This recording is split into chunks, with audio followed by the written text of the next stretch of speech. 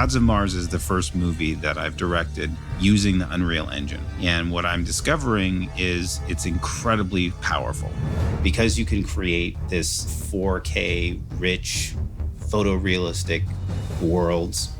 Any image you want that you can imagine, you can do with this combination. If you have a computer, you have an NVIDIA graphics card, Unreal, you can make Lawrence of Arabia in your apartment or your dorm room. On Gods of Mars, we all have the same exact systems. Unreal, we all have a Wacom tablet, NVIDIA RTX 6000 card installed, a Lenovo ThinkStation. You put these together and you can make any movie you want. There's no limit. This project is being done with entirely new tools. The software, the hardware, the cameras, the editing, pretty much everything that we're making this movie on is different than what Hollywood uses today. This is Mars. Instead of spending $1 million a minute, which is how much a Pixar movie costs, they want us to do it this way. I don't know that way. Why would they change math? Math is math. Okay, Math Dad. is math. one frame of a Pixar movie takes a day to render. And when I say render, I mean there's a render farm at Pixar. And it's a big, big room filled with hundreds of very expensive computers. And they are rendering. That's how Marvel action movies are made. Assemble. And that's how Star Wars movies are made. We just need one computer and one graphics card, and boom, we're able to build photorealistic worlds in real time. Making a movie that looks like a game is unacceptable. And that's why Hollywood hasn't adopted this technology up until this point, because it looked like a video game. But now it just looks like life. It's just mind-blowing how much of a paradigm shift this is. Now, I've always wanted to direct a Star Wars movie, and this movie got the scope of Star Wars. But we're able to do it on a catering budget of a Star Wars movie. And there's something really kind of delicious about that.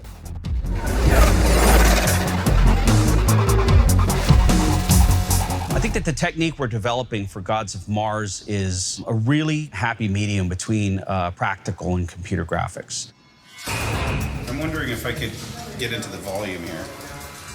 I've known about the Unreal Engine as a game engine. About 15 years ago, I played this game called Unreal Tournament. And I spent hundreds of hours playing this video game. It's a first-person shooter game. It's fun. And I never thought it was going to eventually become a cinematic tool. This new technology of scanning real-life things and putting them into the Unreal Engine is really new.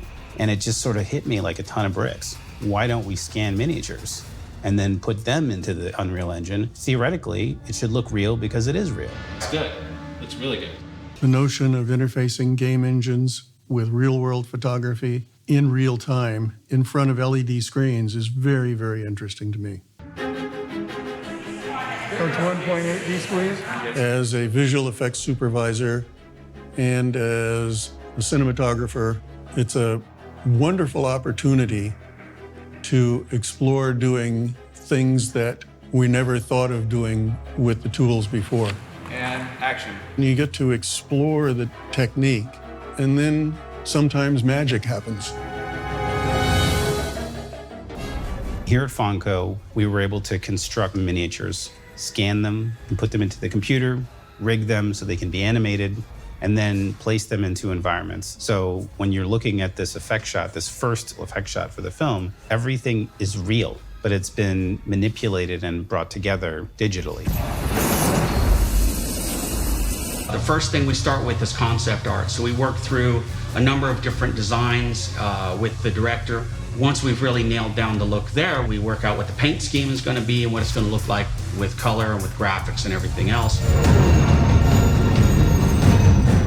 The process that Fawn and his team use is called kit bashing, which is taking models, one might be a garbage truck, one might be a submarine, and mushing them together into one cool piece of original artwork.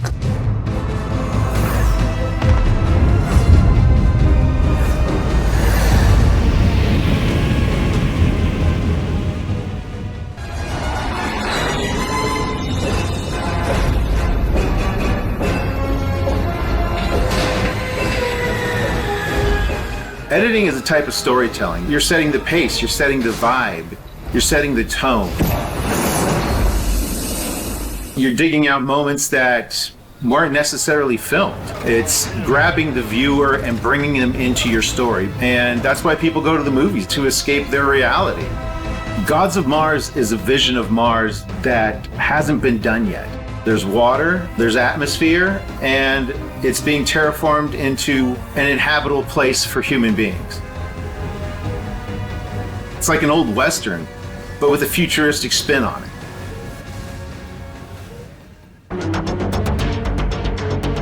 What I love about working on Gods of Mars is I get to edit on set. All the visual effects are already pre-built and made, so the actors are acting against something that's there. Unlike the old way where the actors would act on a green screen, then we'd get the dailies weeks or months later, and we'd be cutting all this green screen footage, trying to imagine what the shot should be. Action. Using the LED screens, we already have the shots pre-built, they're loaded in there, and if we need to do a take, a retake, we can do it right there on set. Editing on set is a big advantage.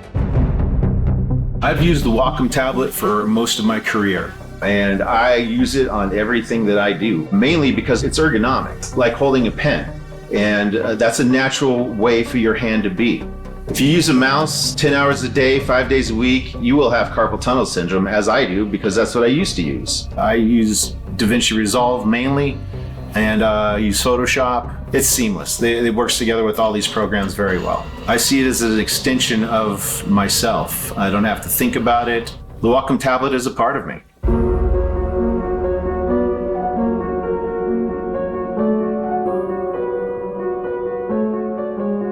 I fell in love with painting when I was 19. The first time I used a Wacom tablet was in 1998 on the Phantom Menace at Lucasfilm. If I had to do everything in Photoshop on a mouse, it would be somewhat like digging a hole with a fork.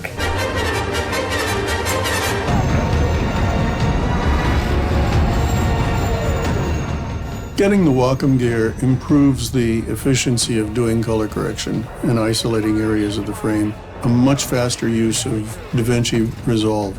And anything that makes you more efficient saves you time and money.